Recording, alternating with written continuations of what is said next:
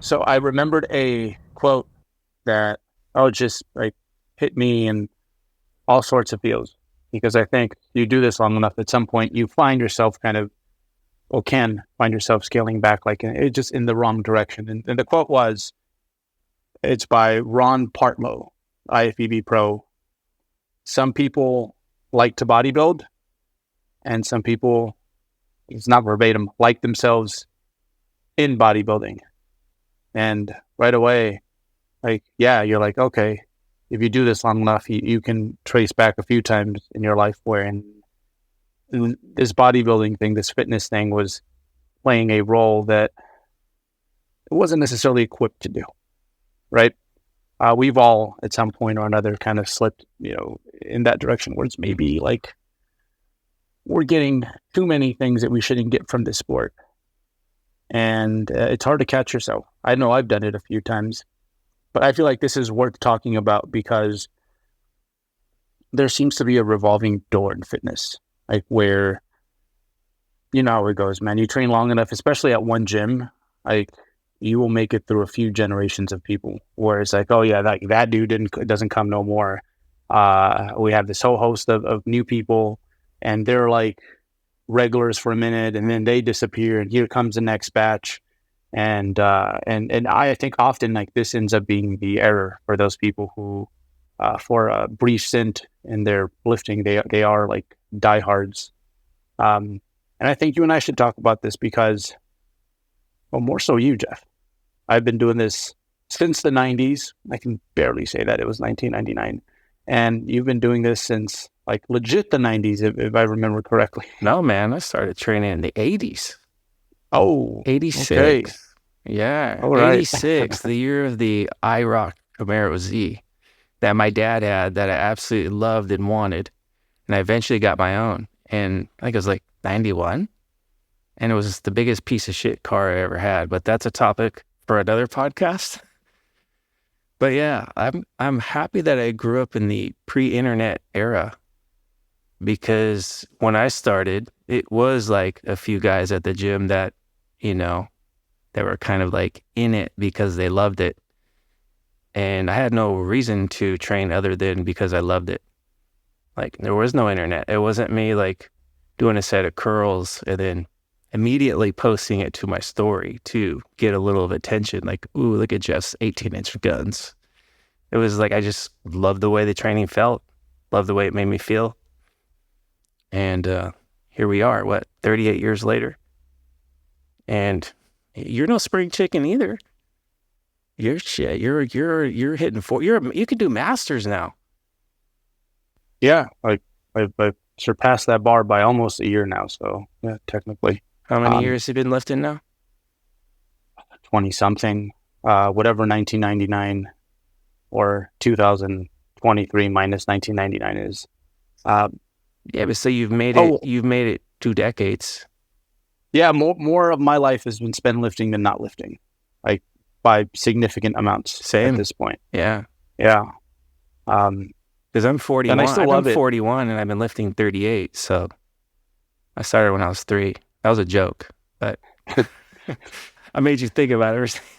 I thought he said like, you could say 13, but yeah. And I mean, I remember getting rolling with this, and shoot, I didn't want to lift like for the longest time, and then finally gave it a try, and I'm like, bro, this is pretty dope. And then I remember, newbie gains. I came back after summer, like, and I just looked totally different to people. And I mean, there was some like good like validation that I got through my bodybuilding, but it was such a small group. It was like my classmates, people from school, but that felt good. So I can only imagine these days where it's like, bro, you can post like something on your Instagram and you get 400 likes. That's a lot of people. Or you do something on TikTok that goes viral that has to do with your fitness, and it gets like 2 million views. Like, that can be a trap, man. That can be a trap. And I don't know as a teenager if that would have been, as a young man, if that would have been a good thing for me. I think it would have Yeah. made it a little bit more extrinsic than it should be. You know what's crazy is I posted, the leg curl picture I have where it looks just kind of it looks really gnarly. So I posted that, I think it was last year. Like I reposted it because the picture is like 4 years old now. And Brian, he's like, that picture went viral because it was like, well, not viral, but it was like over 15,000 likes. Like I've never had any other photo have 15,000 likes.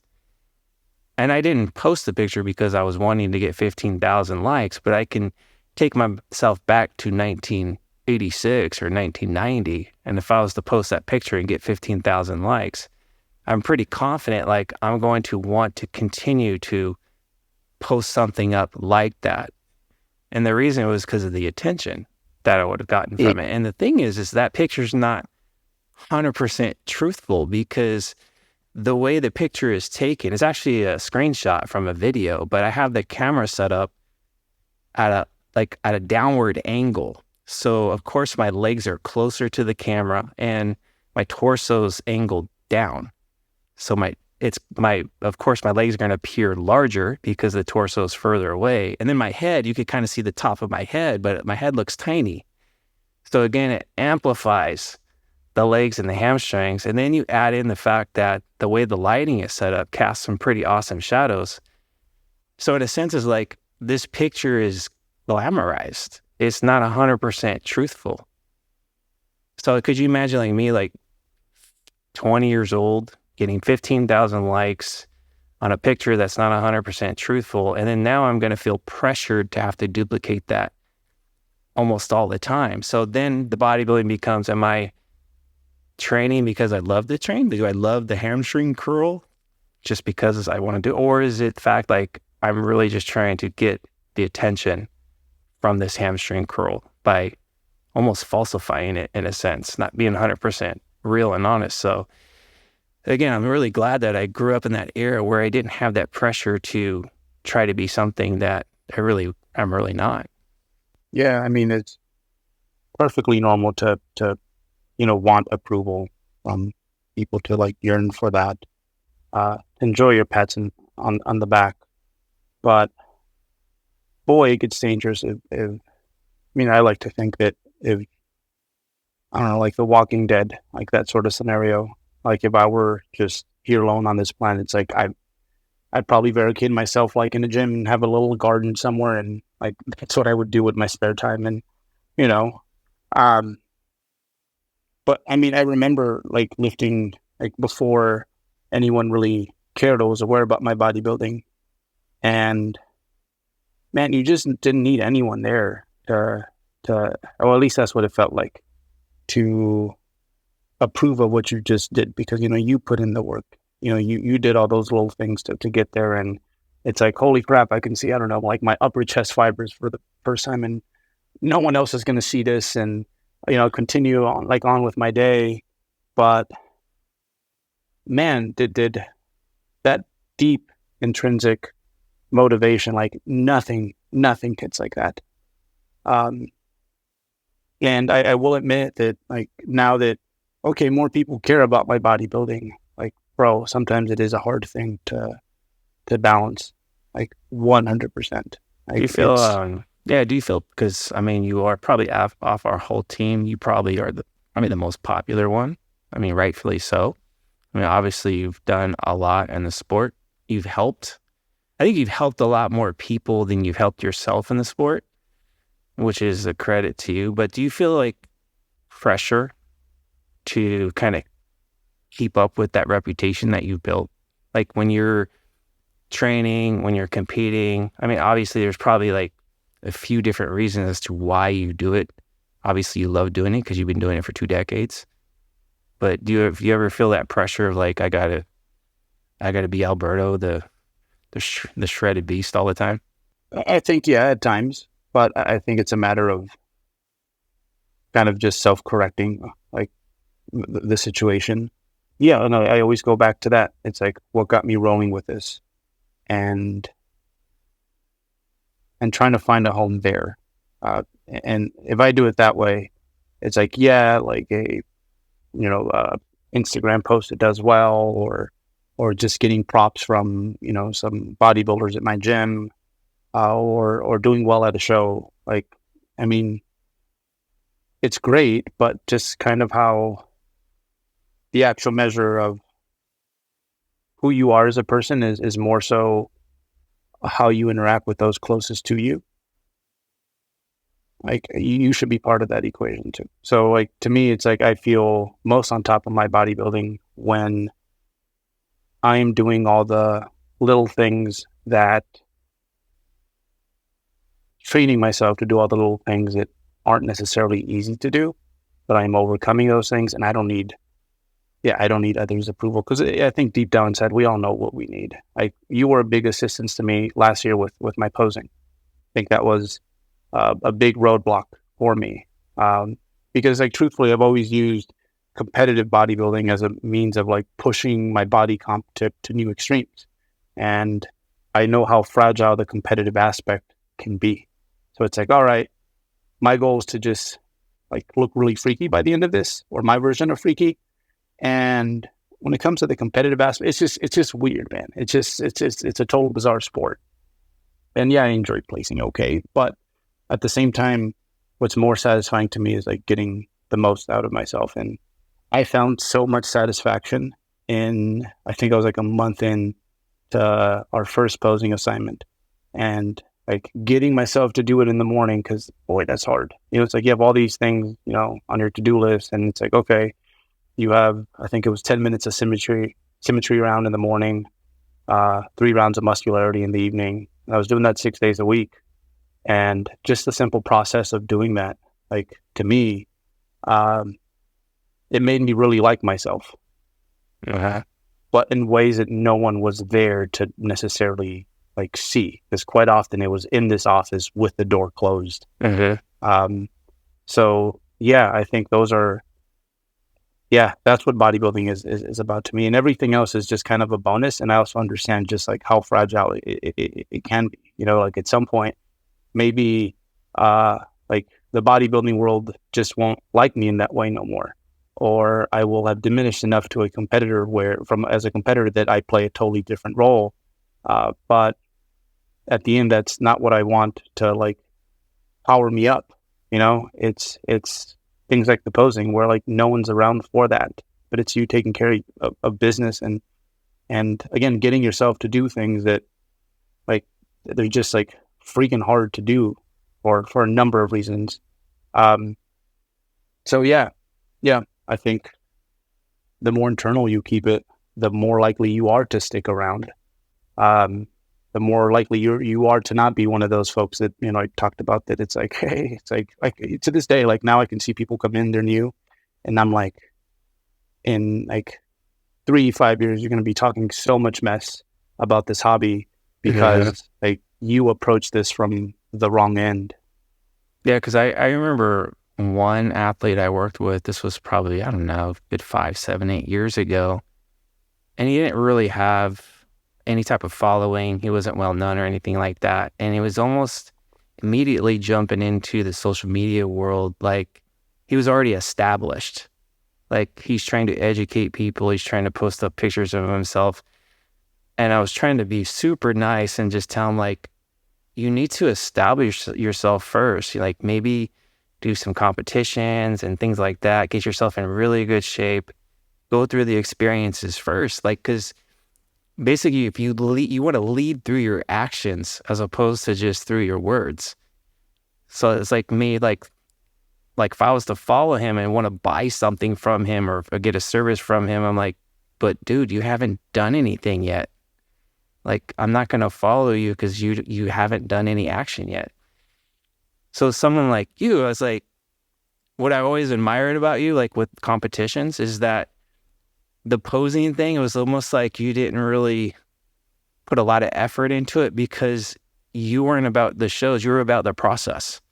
Like, you love the process, you love the grind, you love the action, and you were doing it more for yourself. You always like you used to say all the time, like, if I'm the only human on earth, I'm still going to bodybuild. Whereas someone like this other gentleman, like they're wanting to like do it monetary gain, they want it for attention. So those type of people aren't going to last. But someone like yourself, I mean, you're doing it obviously because you're trying to, it's for self-improvement. It's self-fulfilling, really. You're just enjoying the crap out of your training and lifting and all that. And I think you're competitive. I know that. And you're like, well, if I'm really going to up my game on stage, I got to take this posing thing serious. And then you found a lot of value out of that by actually like getting in there and shutting the door and practicing, which I think is really, Yeah. really, really cool. So yeah, kudos to you for upping your posing game. And what's cool too is that after, because you won a big show last year, the Universe, and then you went to Worlds. It was 5th place, right? Top 5, right? Or was it 4th? No. Five. 5. Like that was the first time you ever placed top 5 at Worlds. But I don't really remember you really glorifying that too much. I know you're proud, but it's not like you were just like talking about it constantly after that. Like you, in a sense, you're almost like it's just chill. It's what I do. Yeah, well, first of all, when I ended up in the middles, I knew I was screwed, kind of. Yeah, I'm like, okay, this will be tough. But I had that satisfaction already that it's like okay, like my posing is going to be better than ever. I think my peak went relatively well. I timed a lot of things like very appropriately in regards to like when I got to shape, when I got to my best shape, when I was eating up. I had a lot of fun with the whole thing was a blast up until that point. So yeah, it was kind of like whatever. And yeah, it was kind of like whatever. It's like, it is what it is really. Like, from a few people, like afterward, like I heard, it's like, if you would have sucked up those last 2 pounds and been in the lightweights, like you might have been top 3. And I'm like, well, I don't know. It didn't mean as much to me because there's so many things that I got myself to do that prep that, and like a big one was actually like sharing it with Cynthia, who, again, there's like appropriate levels of like, like if she wasn't into this, I wouldn't have shared nearly as much, but, to do shows with her there and, go to Canada and try to hike in the snow, like all those things. Those are like, I guess, like the best gifts that like bodybuilding is given me. It's really but cool. Yeah, most importantly, I was going to say, just getting myself to like act accordingly because whatever you are in bodybuilding, like that's you and everything else. But what I admire about you, like this is cool. I can share the story because it was the morning after we all gathered for our family breakfast, 3D Muscle Journey family breakfast, and right. you had a nice shirt on. I'm like, whoa, Berto doesn't wear nice shirts, man. This is the change. Like a nice shirt, hair was done. I'm like, you look good fly, man. But you didn't talk about Worlds. Like you were talking about where you were taking Cynthia. You guys were gonna go. I think it was like Santa Monica Pier, right? Yeah. Like you were making it a point to like put the energy into her and making sure she was having a good time, and it was no longer about bodybuilding, which obviously if we're in social media, right? We have to go on social media and share a lot of stuff in order to gain traction and all that. But here it is, probably arguably the best moment of your bodybuilding career. The next morning, it wasn't about that. It was about her and about making sure that she was having a good time, and about us too, like us sharing it in with you. And I think that just goes to show, like you said, you're bodybuilding for the love of bodybuilding, not because you're trying to gain like certain placings or certain notoriety or all the attention, which I think it's pretty admiring. Like that's what I admire about you as well. Yeah. I know you're not going to cry, but I'm trying. No. Thank you. Well, first of all, but I don't know, man. I think I already got way more out of this than I ever thought I would, but it had nothing to do with like some of my original intentions. I think initially it's like, because I was a teenager, it's like you just want to be accepted or have that one thing amongst your peers, right? And like, yeah, that was cool, but at the end, it's like I couldn't wait to ditch my friends half the time because I wanted to go train. Mm-hmm. So, and to this day, it's still kind of like the same thing. Like, I don't know, there's things that seem like sacrifices to other folks. And again, like I pick my sacrifices, like I make sure they're appropriate and they're not affecting other people. But I just want to go in there. It's like, yeah, I want to uncover new muscles, but I also want to uncover like new things Mm-hmm. about myself, things that I can correct. So yeah, no, thank you for the posing help, man. I think that was a big goal of mine, was like, you know what, next time he sees me, I want him to be able to say that, like, okay, this dude did his homework. He didn't just take up an hour of my Saturday and No, never. no, you vastly improved, and you're definitely like well receiving to the coaching. But I'm glad I've been able to pay you back in that way with the posing, because obviously you've helped me tremendously with my journey. And specifically, like last year when we were supposed to work together more acutely, but my ass kind of backed out of the prep.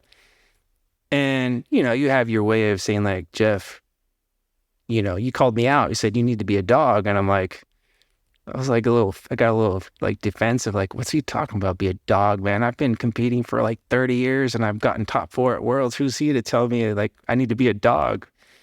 I didn't get it at the time, but now it's like coming off the world stage, at 52 and doing as well as I did, I realized like, okay, now I know what he's talking about, because it wasn't so much like I needed the validation of like, hey, I just got top 5. It's more like that intrinsic, like knowing that I can level up, I can improve. And now I don't have any regrets, because if I would have like quit on myself, which basically I was kind of wanting to do about 3 or 4 months ago, I would have had big time regrets. So it's like sometimes when you tell someone something, it might not be like well received in the moment, but it's almost like you plant a seed and eventually it starts to get a little water and it grows. So that's kind of what I'm seeing now, is like working with you last year, even though it was a short stint, it basically just catapulted like where I'm at now. And the same thing with like just running the peak week, like just giving you the keys and saying, okay,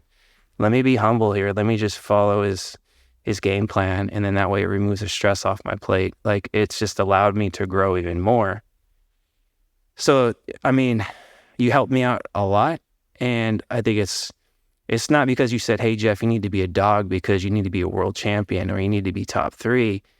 I think you're kind of just telling me like, hey, you've never unblocked another level. It was more about personal growth than anything, because going through the grind like that, you not only do you unlock new levels with your physique, but you get to those darker places where you tend to grow the most as a person. And what I realized by being a dog the last 3 months of prep was like, that was far easier on my family to grind for just 3 months versus doing it like I was doing it in the past, where I would stretch out a full year. It's like Monday through Friday, I'm doing good. Weekend, let's make sure I'm trying to balance out family stuff. It was just prolonging things. So now I kind of know more or less like, okay, if I keep my bodybuilding in check, 10, 15 pounds over stage weight, I could keep myself within striking distance to do this thing again if I really chose to do it, whether it's next year or the year after that. But again, it's like allowing like the humility to kind of take the lead, allowing someone else to help guide you to, receive some of the things that people are trying to tell you. So it's helped out a lot.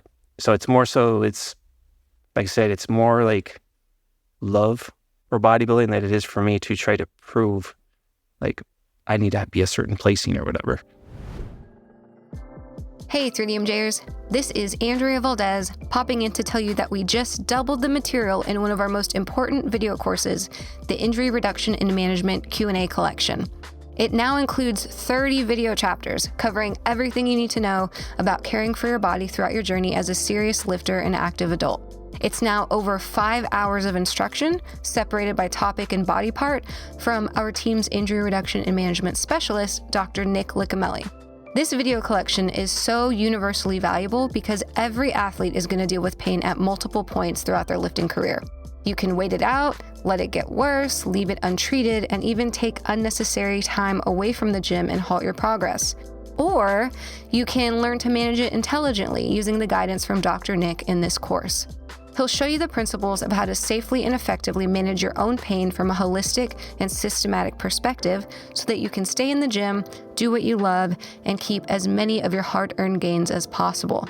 The Injury Reduction and Management Q&A collection is one of 22 courses in the 3DMJ Vault, which is our online learning platform of organized video-based education for serious lifters. You can become a VIP member to get access to every single one of those courses for just $25 a month or $85 a year. This means that once you complete this foundational course, you'll also have access to everything else you need to expand your training education, like bodybuilding program design, the lagging body parts course, and so much more. You'll also have access to our guided quick start materials, along with the entire 40 plus videos in the lifting library to select the right exercises to fit into your newly built customized training split that we provide for you. Go to 3dmjvault.com and sign yourself up today. That's 3dmjvault.com to get all access. Thanks so much for listening and enjoy the rest of the show. So, we've seen your before and after pictures, like you in your mid-20s compared to now in more recent times, like you completely like KO that dude on the outside. But, and I think this is like the real magic in bodybuilding. Because again, going back to that quote, like some people like themselves in bodybuilding when they're kind of like in that like fake pretend land where it's like, what you really should be working on is like your credit score, but you're over here working on your biceps, bro. Like a lot of bodybuilders like just don't prioritize things, right? What have you felt that because you were using bodybuilding the appropriate way, like it helped change that, or parts of you that maybe you didn't like pre-bodybuilding, early stages of bodybuilding, the dark ages of bodybuilding? Like what did bodybuilding help you figure out with yourself that you've been able to correct? It's almost interesting because in the moment, I can never see with clarity as far as what bodybuilding is doing to me. It's always looking in hindsight where I can have a lot more clarity. Like now that I can look back, like when I first started training in 86, I was 14 years old. I used bodybuilding training as an escape from home life because home life wasn't the greatest. So I'd lock myself up in my bedroom and lift. So basically it was escape for me more than anything at that particular moment. And then fast forward to high school, that's when I started to get a little attention because all of a sudden I have this man body at 17 and, all the kids are like, damn, you're jacked. So it was almost like I was loving that attention, but at the same time, I was still training because I wanted to hit a 300-pound bench. That was more for me than it was for anybody else. And then it kind of morphed into, well, I'm going to do this competing thing. And it's like, why am I competing? Like, first it was kind of like foreign, but then once I started getting on stage and it became more about trying to win a title, like trying to gain notoriety, even though there was no internet back then. Like I wanted my name in the Argus. Remember the Argus? The Fremont newspaper? I wanted my name in the newspaper. I wanted to have my picture that says, Mr. Fremont, Jeff Alberts, representing Bob's Gym. Like I wanted that. Like that whole year was just focused on that. It wasn't like, hey, I got done with the training session. Now I'm going to go post it online. It was, I'm training with sweatshirts on because I didn't want anybody in the gym to see any of my progress because I want to unveil that a year from now. So a lot of intrinsic, but at the same time, I still wanted notoriety. And you fast forward like into my early 30s, late 20s, it was a pro card. I won a pro card. That didn't materialize. I got burned out. Then it became nothing but I want to just have fun. That's where 3D Muscle Journey started. Like I want to just have fun with this, meet people, try to better the sport, give notoriety in natural bodybuilding. And then it kind of just morphed into kind of where we're at now. So it's kind of evolved. But I think at the core value of all that over the last spreading across 5 decades, which is crazy to me. I'm getting older, but it's the core value's always been the intrinsic love of training. Like I can't see myself stopping training. Like I'll do it until I just can't move no more. It's just because I love the way it feels. And it's just as straight as that. I think one thing, asking myself the same question, and this is like the contrast between you and I. It's like you are so much more a systems guy. I am not, right? But I can benefit from systems like a lot. And, it's like not tracking to me, like people give me way too much credit for that. Like not tracking, like prepping. It's like, bro, it's like, you have no idea. Like that actually fits me like really well. It's actually in some ways easier for me. Mm-hmm. But the having to commit to like, all right, we suck at this. There's a huge deficiency in my posing. We will like no excuses, no nothing. Like we will like run our posing practice schedule like rain or shine. No matter, because like my last session in the day came after my training. It's like no matter how like depleted and just messed up you feel, it's like you go in that posing room and just twirl, do all your poses and like get it done. And it was a similar epiphany to the first time. I didn't track calories till I was like 8 years into training. Like I knew they worked, but I never tracked a thing. So tracking calories for me was like holy crap. It's like I look like a legit bodybuilder for like the first time in my life. Like it was, I didn't know I had that in me. And so it just like, it's great because like during like lockdown, like all the type A's were just like all scatterbrained. Yep. And to me, it's just like, whatever, You're dude. good. Like, yep. I'm good. But again, like it showed me that I can benefit a lot more from systems than I think I can at times. So it's been an incentive for me to do just that with a lot of other things. Weird little things like every day I must spend, and I'm not OCD, so this is safe. It's like I have to pet each dog and have them have one-on-one time with me for about 10 minutes. Like no distractions, no phones, no nothing. And then just a bunch of little things like that it's like, okay, like, for 30 minutes you are writing content like on these days, and there's no excuses. Like that's what you do. And it's been amazing. And I found that out through like bodybuilding, because like, who knows what I'd be doing if it wasn't for bodybuilding. It'd probably be something where that sort of personality, I would be an artist of some sort. I don't know, like would fit in quite well. So yeah. And so in some ways it's like, I like that part about me. Like when I saw myself like adhering to structure, like as you say, like the crumbs, like not just throwing them on the floor, but placing them on your hand and then making sure they all fall in the garbage can. And taking that lesson from bodybuilding and then sprinkling it on other things. Cause like, lo and behold, guess what? You are what you are in everything that you do. Like the same deficiencies that I have with bodybuilding, I'm going to have when it comes to my personal relationships, when it comes to my coaching practice, things like that. So yeah, like that's the real exciting stuff about bodybuilding. Is like you see the before and after, but we all know people who it's like, okay, you've changed a lot on the exterior, but the interior is like more or less the same. And that's why you're so damn unhappy right now. Like bodybuilding hasn't served you the way it can serve you.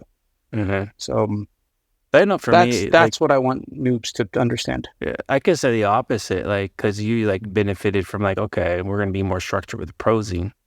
Like you said, I'm more OCD, so which fits bodybuilding really well, right? Like that type of personality, but that doesn't always serve well outside of bodybuilding, especially when you have a wife that's opposite. Like she's more like you. She's kind of a free spirit. She's a free flower. Like she'll wake up in the day and like you don't have to have an agenda. She's gonna have a great time. Me, on the other hand, if I don't know what I'm gonna do ahead of time, I get stressed. Mm-hmm. So she's kind of taught me to kind of just be a little more free, allow yourself to just flow like water, like let that water flow to the cracks and crevices, and everything's still going to be okay. So it's hard for me, like once the season is over with, because I'm just like so locked in, especially the last 3 months, being that dog like you wanted me to be. I was a dog, and I was very, very regimented. Everything was like every day the same, like very systemized. But now it's like my family now demands more attention because they know I don't have to be that way anymore. So they're like almost demanding of my time more. And it makes me feel kind of bad because I realize like I probably could flow a little bit more so with bodybuilding during those last 3 months, but at the same time, sometimes I flow too much. So it's like kind of a hard balance. But I think now, like now that I'm removed, I'm definitely like putting more emphasis away from like bodybuilding, more into family life, more into my son. And it's okay. Like nothing bad is happening as far as like, game planning new goals, okay, what am I going to do for 2024 or 2025? It's like, I'm still in the gym training. I'm still going to put effort into my training. I'm still going to, keep a decent eye on food intake. I'm not going to just, let everything go. So as long as the big rocks are in place, I'm training, I'm eating, sleeping good, like I'm still moving myself forward without like mentally being locked into a specific goal. There's plenty of time for me to organize and to again, to systemize and wipe crumbs into the trash can. But right now I could let my room be a little bit messy. It's all right. Nothing bad's going to happen.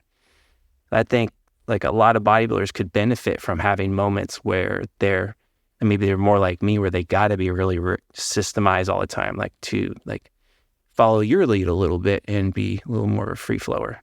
And that's what I've learned from you through the years too. So just be a little bit more flexible, roll with the punches. I don't know, Jeff. It's to the point where like if I prep next year, I'm considering even going with like the menu, just because I think it would do me so good at a personal level. Like I'm gonna get into shape regardless. Like I know that, but more so, I'm like, oh, like I see why people like you do what they do when it comes to having so much order when it comes to. But do you think that's not going to just cause you bodybuilding. more stress or alleviate stress? Or is it more of a personal challenge to maybe learn a little bit more about yourself? It's probably more on the personal challenge side of things. Like again, like I won't do anything too insane. Like if I'm just having a day where expenditure was quite high, that type B side of me is going to be like, all right, I'll have some extra juice or something, right? But yeah, I get it, because as you are going through your day and you're just accomplishing these little things that you assign to these little time slots, like I get it, and I understand why so many successful bodybuilders are more like you and less like me. Like I get it. So yeah, like again, like I want to have a better physique than last time. I can't necessarily control where I place, because who knows who might be showing up to these shows.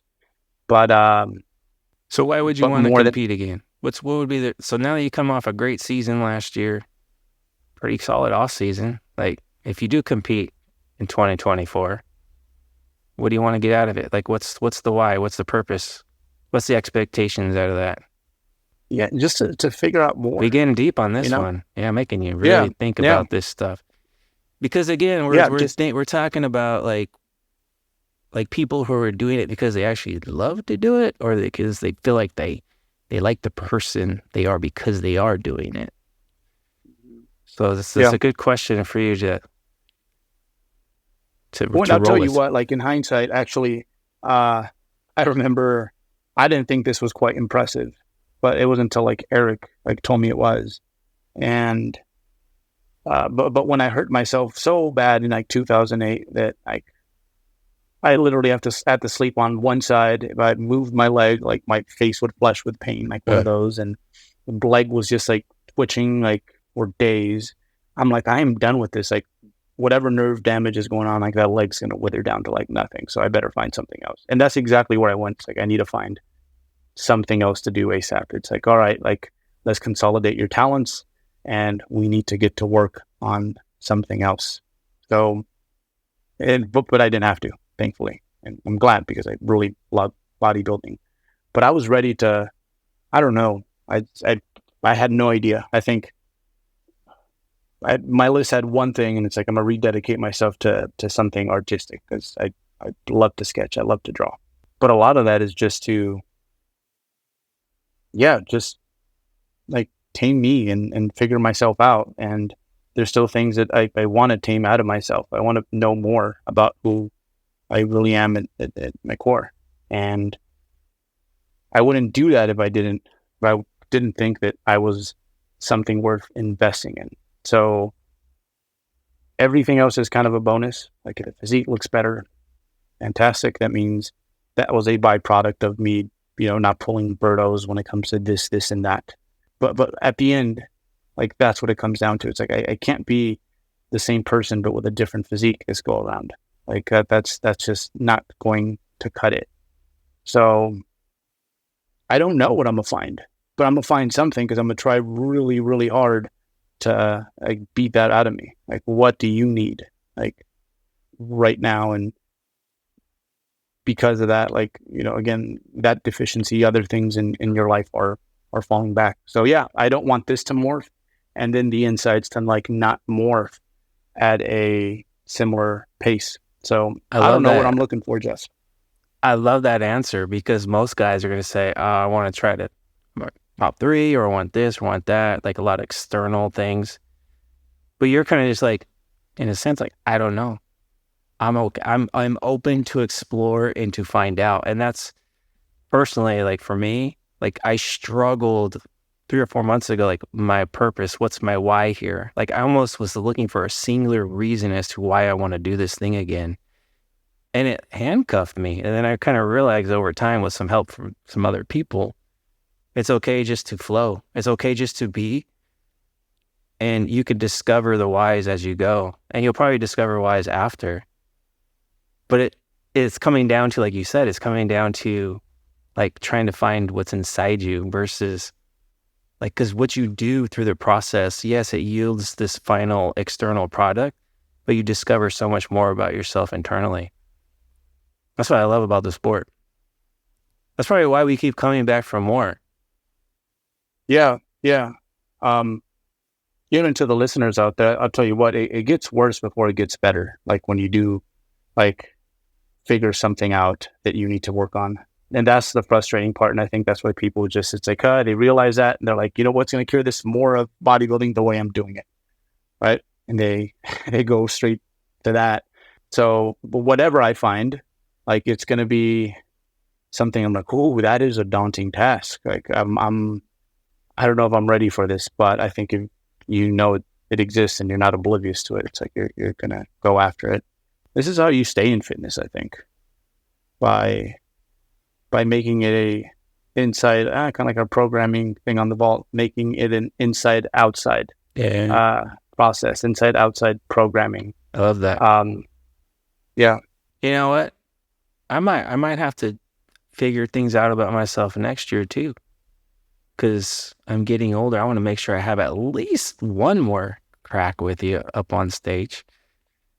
Because we're both, I'm a dad, you're soon to be a dad. So we got to show our kids, like, hey, look, we got pictures together. Like, we were working on our insides here.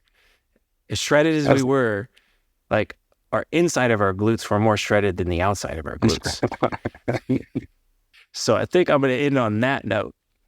Shredded minds, shredded hearts. No, I agree with you, Jeff. Yeah, the more I'm able to just control the prep process and just get better at fine-tuning and not making it like something that interferes with life, or maybe only as much as it should, the more I want to do it. And it's not for the comp day necessarily. It's because I want me more of that, because you do this long enough, it's like you don't learn a whole lot from your off season. It's like you do, but things take longer. You're not as transparent. Yeah, if I end up competing every year, I know it's probably not the best thing for my physical progress, but in regards to like my mental progress, if you got things like your priorities in the right order, it can be the right thing for you. And that's not to say that like everyone who's listening to this should like prep every year or diet like hardcore every year. I'm just saying that like whatever you do to get in your way when it comes to things that involve your bodybuilding that involve your bodybuilding, you're probably doing with other things in your life. And it's worth listening to, because you won't be that person that Ron speaks of, who, they only like themselves when they're in that type of bodybuilding, that shelter they created for themselves. But they just like themselves in general, because it's like, okay, like I am truly here improving myself. I'm truly like making myself better in every feasible way. And it just happens to be that bodybuilding is one of the main drivers of that. Word. It's a good end. I'm going to leave it there. Yeah, let's go work on ourselves, Jeff. I'm gonna go fold laundry as part of my system. Actually, my laundry is pretty piled high, so I'm right there with you. What's going on, everybody? Eric Helms here, Chief Science Officer of 3DMJ. Thank you for listening to the podcast, and let me just take 1 second to tell you about MASS, Monthly Applications in Strength Sport. This is a monthly research review that I do with Lauren Colenso-Semple, Eric Trexler, as well as Mike Zerdos. These are experts in their field, and we cover all the information relevant to you as an athlete or coach if you're working with strength or physique athletes, or if you're a recreational or competitive athlete yourself. We cover nutrition, training, sports psychology, and health. And we do this in written format, as well as, since you like the podcast, audio summaries, as well as video concept reviews. If you're a trainer, we also have continuing education credits for ACSM, NSCA, NASM, and ACE. So head over to 3dmusclejourney.com, click on the products tab, and you can find us there. I look forward to seeing you, and enjoy the podcast.